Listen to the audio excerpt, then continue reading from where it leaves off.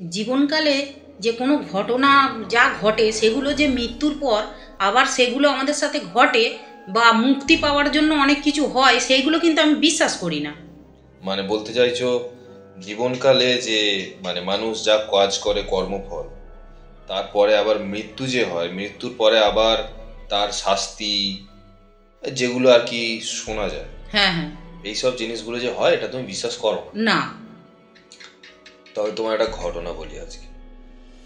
আমি আজকেই ইউটিউবে একটা জিনিস শুনলাম, তার সাথে অনেক জিনিসের মিলও আছে। খুব যে ওটা পুরোপুরি স্টোরি বা গল্প এটা বলা যায় না, এমন অনেক জিনিস আমি নিজেও চোখে দেখেছি। তবে স্টোরিটা যেটা শুনলাম এটা বেশ মানে ভালো লাগলো। আমি অফিস থেকে ফেরার সময় ইয়ারবাডে শুনতে শুনতে রাস্তায় আসছিলাম। তো ঘটনাটা গৌরব বলে একজন আছে আর কি, মানে ইউটিউব চ্যানেলটার নামটা আমার এই মুহূর্তে খেয়াল পড়ছে না। তো ওনার কাছে একটা লেডি এসেছিলেন আজকে, উনি ঘটনাটা বলেছেন। সত্য ঘটনা এটা? হ্যাঁ, ওটা ওনার জীবনে ঘটেছে। আচ্ছা। তো সেই জিনিসটাই উনি বলেছেন। তো ঘটনাটা কিছুটা এরকম, ওনাদের ফ্যামিলিতে, মানে আমি যেটা শুনেছি আর কি, আচ্ছা। ওনাদের ফ্যামিলিতে উনি থাকেন, ওনার মা থাকে, দিদা থাকে, দাদু থাকে, আর মেবি 3টে বাচ্চা আছে। ঠিক আছে, একটা একদম সদ্যজাত। তো মেয়েটা বলছে যে ওর যখন 2013-র দিকে ওর দাদু কোনো কারণে ক্যান্সার হয়েছিল, ধরা পড়েছিল লাস্ট স্টেজ। ন্যাচারালি ক্যান্সার হলে একটা মানুষের মনের মানসিক অবস্থা কেমন থাকে, সেরকম পরিস্থিতি। তো তার মধ্যে হঠাৎ করে যখন চেক আপ করানো হলো, হঠাৎ একদিন ডিউটি থেকে এসেছে, এসে বলছে যে আমার বুকটা খুব যন্ত্রণা হচ্ছে। দিদা বলছে যে কি হয়েছে তোমার, স্বাভাবিক যেটা হয়ে থাকে।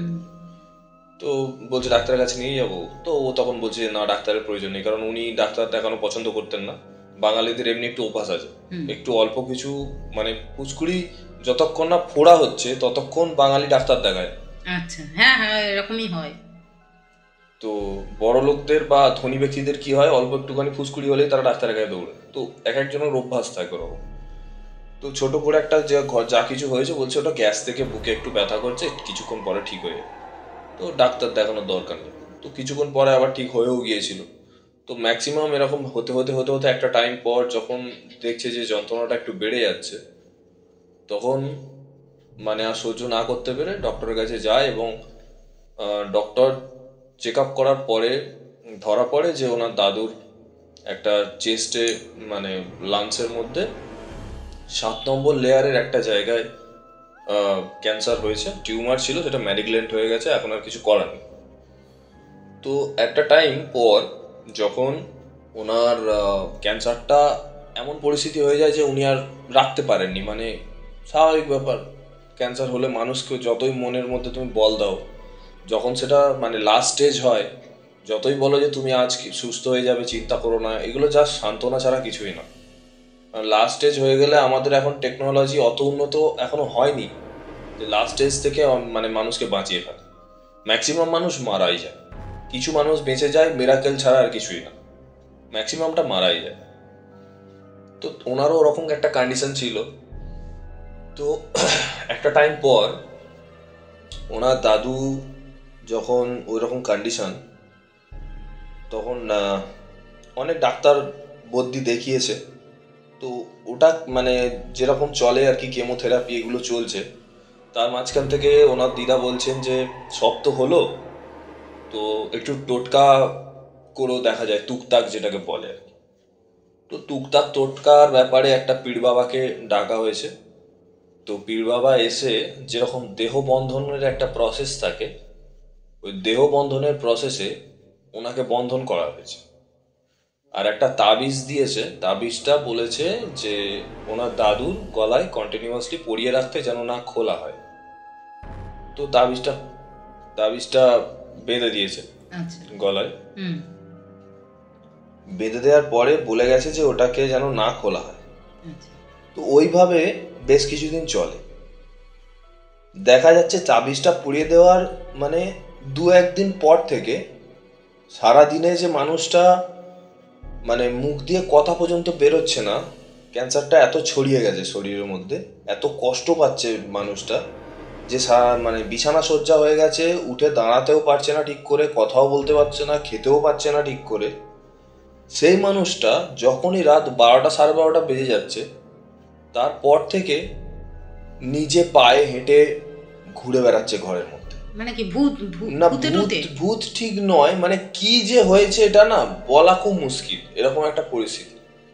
ভূত তখন কাউকে ধরে যখন মানে তার কন্ডিশন মানে ডেঞ্জারাস থাকে, কিন্তু দেখো এখানে হচ্ছে মানুষটা মৃতপ্রায় অবস্থা, তো ভূত ধরলে সেটা শুধু নাইটেই বা কেন চোখের সামনে আসছে? ডে এর মধ্যেও তো কিছু ঘটনা ঘটতে পারে। ডে যখন দিনের বেলা তখন কোনো ঘটনা ঘটছে না, মানে যখনই রাত 12টা 12:30 বাজছে তারপর থেকেই ওই জিনিসটা অ্যাক্টিভিটিটা শুরু হচ্ছে, আর এটা পার নাইটের ব্যাপার হয়ে গেছে। তো প্রতিদিন রাত্রেবেলা এরকম 12টা 12:30 রাত্রে ঘুরে বেড়াচ্ছে ঘরের মধ্যে, আর তারপরে এসে দরজা ঠুকছে, এসে গেটের গোড়ায় দাঁড়িয়ে আছে। এই যে জিনিসটা হচ্ছে, কিছুক্ষণ পরে আবার যখন ওর দিদা উঠে জিজ্ঞেস করছে যে কি হয়েছে, এভাবে দাঁড়িয়ে আছো কেন, বলার পরে আবার যেরকম মানে উনি দিনের বেলায় অসুস্থ অবস্থায় ছিলেন সেই জায়গায় ফিরে যাচ্ছেন মানে উনি আবার যেরকম অসুস্থ হলে ধরে বসাতে হয়, এই যে একটা অ্যাক্টিভিটি, এই জায়গায় ফিরে আসছেন। কিন্তু যতক্ষণ না ওনাকে দেখছে কেউ, ততক্ষণ পর্যন্ত ওনাকে যেন অন্য কেউ চালনা করে বেড়াচ্ছে, উনি নিজের মধ্যে নেই। মানে বাড়ির লোক কেউ এগুলো দেখতে পাচ্ছে না, ভালো অবস্থাটা দেখতে পাচ্ছে না। না, ভালো অবস্থা তো দেখতে পাচ্ছে দিনের বেলা, ভালো অবস্থা যেটা তুমি বলতে চাইছো সেটা রাতের বেলা ঘটছে। হ্যাঁ, রাতের বেলা যে ঘুরে বেড়াচ্ছে, তো সেগুলো বাড়ির লোক যখনই দেখছে তখনই আবার উনি অসুস্থ হয়ে পড়ছে। হ্যাঁ, আচ্ছা, সারাদিন ঘুরে বেড়াচ্ছে, এটা ম্যাক্সিমাম কিছু সময়ের জন্য ঘটছে। তো তারপরে এটা বাড়তেই থাকে। এটা প্রথমে শুরু হয়েছিল ন্যাচারাল ঘুরে বেড়ানো থেকে, আর শেষ হয়েছে অনেক মানে ঘটনাটা অনেকটা মানে বাজেভাবে কি শেষ হয়েছে। একদিন হঠাৎ করে নাকি শুনছি, যেটা বলছিল যে রাত 2টোর সময় যে বাংলা পায়খানা হয় না, কুমোড না, বাংলা পায়খানা, হ্যাঁ বুঝতে পারছি, ওই বাংলা পায়খানার এতে মানুষ বিষ্ণু যেভাবে শীষনাগের ওপরে শুয়ে থাকে না, ওইভাবে বাংলা পায়খানার প্যানে শুয়ে আছে ওর দাদু রাতের বেলা, রাত 2টোর সময়। ওই যিনি কথাটা বলছিলেন উনি উঠে রাত 2টোর সময় টয়লেটে গেছেন, গিয়ে দেখছেন যে ওরকম একটা কন্ডিশন, মানে বিছানায় নেই, আর কি ওখানে বিছানায় তো দূরের কথা, বাথরুমের ভিতরে বাংলা পায়খানার প্যানের মধ্যে ওইভাবে শুয়ে আছে। তো উনি একটু ভয় পেয়ে গেছেন, পড়েও গিয়েছিলেন স্লিপকে, স্বাভাবিক ব্যাপার, এটা ন্যাচারাল ব্যাপার। এরকম হঠাৎ করে যদি কেউ কাউকে দেখে একটা আনন্যাচারাল ভাবে শুয়ে আছে, ওটা শোয়ার জায়গা তো নয়, তো সেরকম একটা ঘটনা। তারপরে আবার ওর দিদা উঠে গিয়ে তাকে নিয়ে আসে, যে কি শুরু করেছো, কেন এসব করছো, সব নানা রকম কথাবার্তা বলে তাকে আবার নিয়ে এসে পরিষ্কার করিয়ে আবার শুইয়ে দেওয়া হয়। যখন একটা টাইম পর আবার পীর বাবাকে ডাকা হয় যে বাবা এরকম আপনি যে তাবিজটা দিয়েছিলেন এটা পড়ার পর থেকে মানে এরকম অ্যাক্টিভিটি চলছে রাতের বেলা। তখন পীর বাবা একটাই কথা বলেছিলেন যে যে মানুষটা চলে যেতে চায় তোমরা সেই মানুষটাকে জোর করে ধরে রেখেছো, তো সেখানে আমার কিছু করার নেই। তো বাড়ির লোক অবাক, কেন চলে যেতে চায় এরকম বলছেন কেন? তো তখন উনি পুরো ঘটনাটা বললেন যে কি ব্যাপার না ব্যাপার। তো সেটা ন্যাচারালি যদি ডাক্তারি ব্যাপারে বলি, তাহলে ডক্টরকে দেখানোর পরে এটা বলছেন যে ডক্টর বলেই দিয়েছিলেন যে আমি যে কেমোথেরাপি করছি বা যা কিছু এর ট্রিটমেন্ট চলছে সেটা নিয়ে খুব জোর 6 মাস উনি বাঁচবেন, বলেই দিয়েছেন। তো 6 মাস ওভার হয়ে গেছে। 6 মাস ওভার হয়ে যাওয়ার পরেও যখন এই ঘটনাটা ঘটছে, তখন এরকম মনে হচ্ছে যেন ওই রাতের বেলা যে অ্যাক্টিভিটিটা চলছে সেটা যেন ওর আত্মা ওর দেহকে ছেড়ে বা দেহের ওপরে কোনোভাবে ভর করে এটা বলার চেষ্টা করছে, বোঝানোর চেষ্টা করছে যে তোরা জোর জবরদস্তি আমাকে ধরে রেখেছিস, আমাকে মানে ছাড়, আমি চলে যেতে চাই। মানে মৃত্যুর সময় এসে গেছে, জোর করে তাকে ওই তাবিজ দিয়ে আটকানো এসে গেছে, ছেড়ে মৃত্যুর সময় যেন পেরিয়ে গেছে, তাও আমাকে তোরা আটকে রেখেছিস, যে কারণে ওই নাইটের দিকে যে আনন্যাচারাল ঘটনাগুলো ঘটছে এগুলো তারই ফল। ইভেন এটা জিজ্ঞেসও করা হয়েছে ও দাদু এটা বলেছে নিজের মুখে যে রাত্রেবেলা আমি যখন আমার আলাদা ঘরে, যেহেতু ক্যান্সার পেশেন্ট এরকম একটা সিচুয়েশন, তো বাড়িতে বাচ্চারাও আছে, তো ওনাকে একটা আলাদা রুম দেওয়া হয়েছে, সেই রুমের মধ্যে মশারি টশারি খাটিয়ে ওনাকে শোয়ানো হয়। তো সেই জায়গায় যখন ও মশারি খাটিয়ে শুচ্ছে, বলছে রাতের বেলা আমার পাশে না দুজন ঢুকছে। ও দাদু এটা নিজের মুখে বলেছে।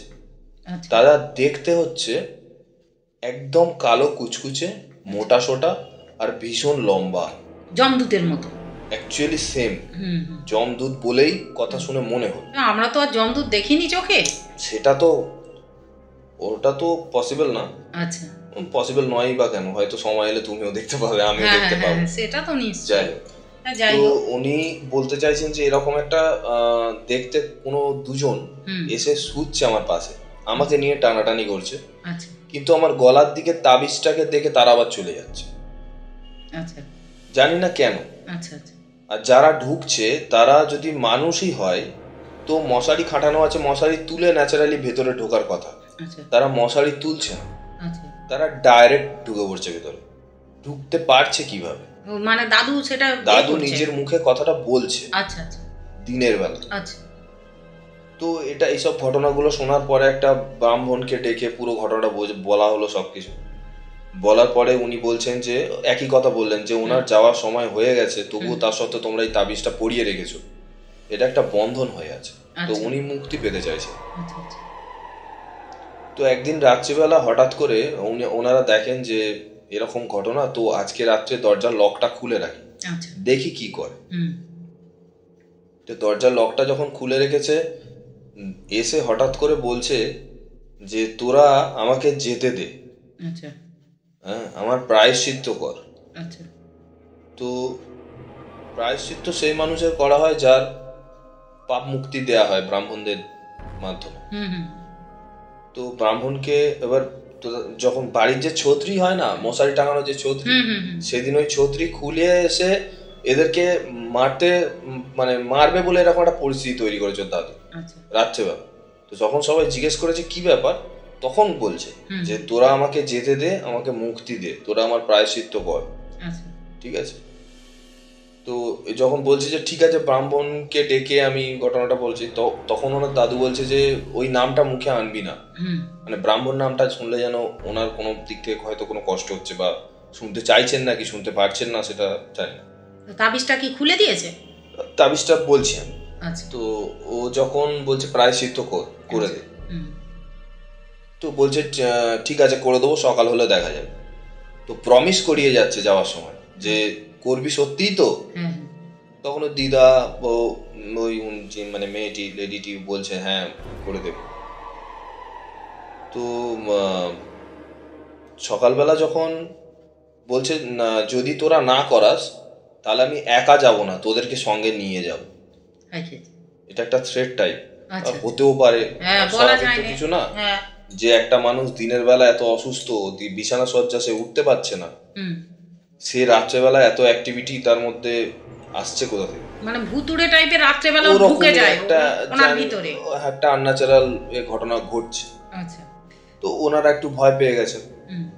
এবারে কি জানো তো, যতই হোক সে নিজেদের মানুষ, একটা ভালোবাসার মানুষ, তাকে তো ওইভাবে মানে বলা যায় না, বা ওরকম একটা কিছু মন থেকে মেনে নেওয়া পসিবল না।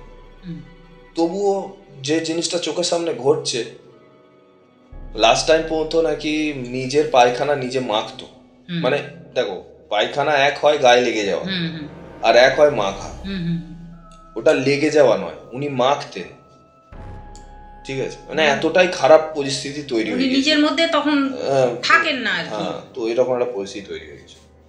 তো লাস্ট টাইম পর্যন্ত যখন সকাল হয়েছে, ব্রাহ্মণদের পুরো ঘটনাটা বলা হয়েছে, মানে ওই যে বললো না যে প্রায়শ্চিত্ত করবি কিনা, ওই নাইটটার পরের দিন ব্রাহ্মণকে ডেকে ডাক করিয়ে জিজ্ঞেস করা হয়েছে যে এরকম এরকম সিচুয়েশন, প্রায়শ্চিত্ত করার কথা বলছে। তো ব্রাহ্মণ বলছেন যে প্রায়শ্চিত্ত তো আলাদা জিনিস, তোমাদের ক্ষেত্রে এটা করতে হবে চন্দ্রায়ণ।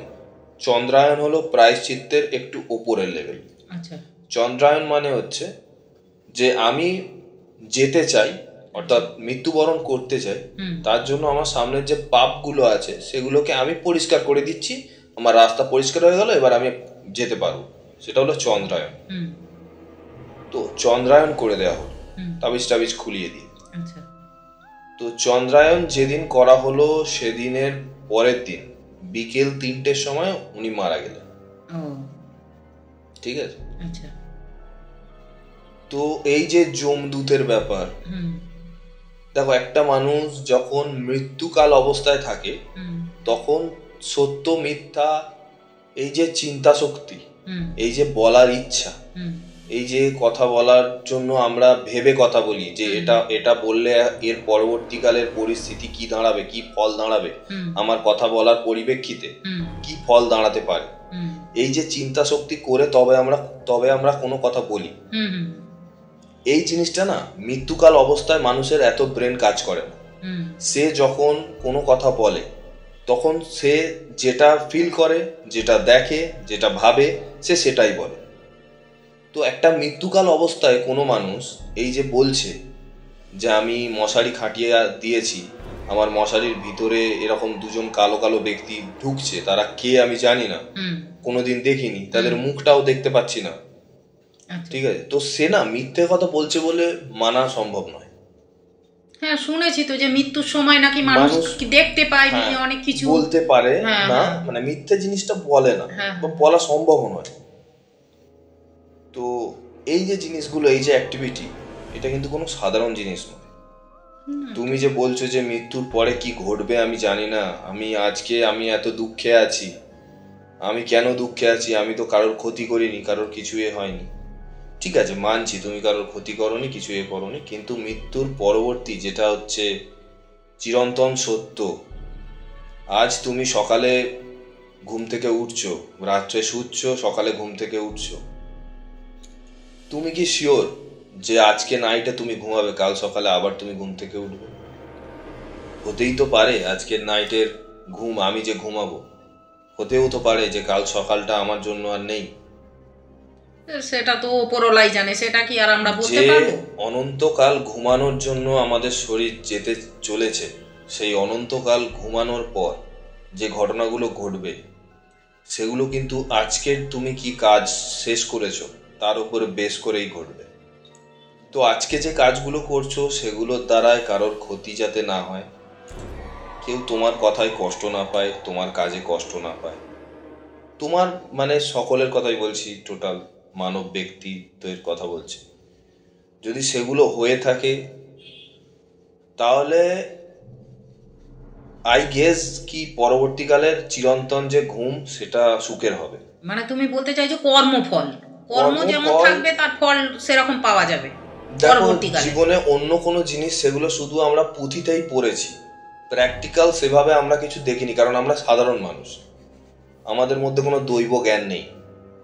তবে কর্মফল মানে আমি জানি ওই জ্যাকটার মধ্যে কারেন্ট আছে, সুইচ মারা আছে, আমি জেনে বুঝে যদি ওই জ্যাকের মধ্যে হাত দিই আমাকে তো শক মারবে, এটা স্বাভাবিক জিনিস। তো আমার কর্মফল না, আমি জানি ওর মধ্যে হাত দিলে শক মারবে, তবু যদি আমি হাত দিই আমি শক খাবো, এটা স্বাভাবিক ব্যাপার। তো এইটা যে ব্যাপারটা আছে, তো কর্মফলটা আমরা দেখতে পাচ্ছি, আমরা কোনো দৈবিক মানুষ না হয়েও এই সাধারণ জিনিসটা আমরা বুঝতে পারছি। তো কর্মফল মানে পরবর্তীকালেও এই ঘটনাটা যে ঘটবে সেটাও বোঝাটা খুব স্বাভাবিক জিনিস। তো সেই হিসাবে আমরা এইটার উপরে বিশ্বাস করি, কথাটা তোমাকে বলছি, সকলের একই ব্যাপার। যাই হোক, এটাই আজকের আলোচনা ছিল। জানি না কেমন লাগলো আমার কথা শুনে তোমার। না, ঠিকই আছে, ভালোই লেগেছে, খারাপ না। সকলের গল্প হলেও তো এগুলো সত্যি ঘটনা, মানুষের সাথে তো ঘটবেই। এক কথাই গল্প হলেও সত্য। হ্যাঁ, অবশ্যই। যাই চলো, আজকের মতো আলোচনা সভা শেষ করলাম।